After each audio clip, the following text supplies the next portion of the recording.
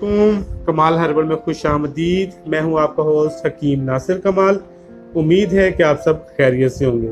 अगर आप चैनल पर नए हैं तो चैनल को सब्सक्राइब करें, बेल आइकन का बटन दबाएं ताकि तमाम हर्बल वीडियोस के नोटिफिकेशंस आपको मिल सकें। आज हम बात करेंगे बच्चादानी यानी रहम की रसोलियों के बारे में।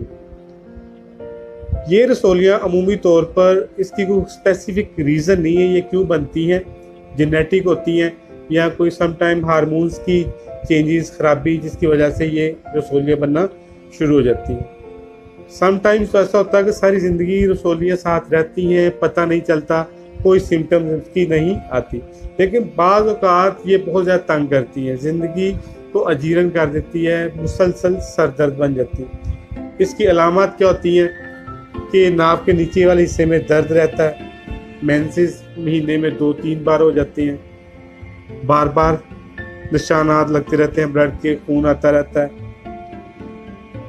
बाज़ औक़ात जो मेंसेस हैं वो लंबे अरसे तक चलते हैं, इनफर्टिलिटी बांझपन का मसला बन जाता है। वो ख़वातीन जिनके रहम में ये रसोली होती हैं उनको बहुत कम चांसेस होते हैं कि वो कंसीव करें या प्रेग्नेंट हो।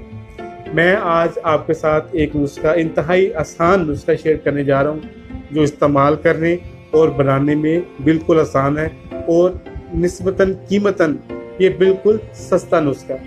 ये चंद एक चीज़ें आपने ले लेनी है, इनको आपने मोटा मोटा कूट लेना है। रोज़ाना 10 ग्राम इसका सफूफ लेकर उसका आपने कावा तैयार करना है और सुबह शाम 1-1 कप इस कावे का इस्तेमाल करना है। चीज़ें क्या हैं स्क्रीन पर लिखी हुई आ रही हैं। केसू के फूल है, मगज़ क्रंजुआ है, सौंफ है, कासनी है, तुखम सदाब है और कलवंजी है।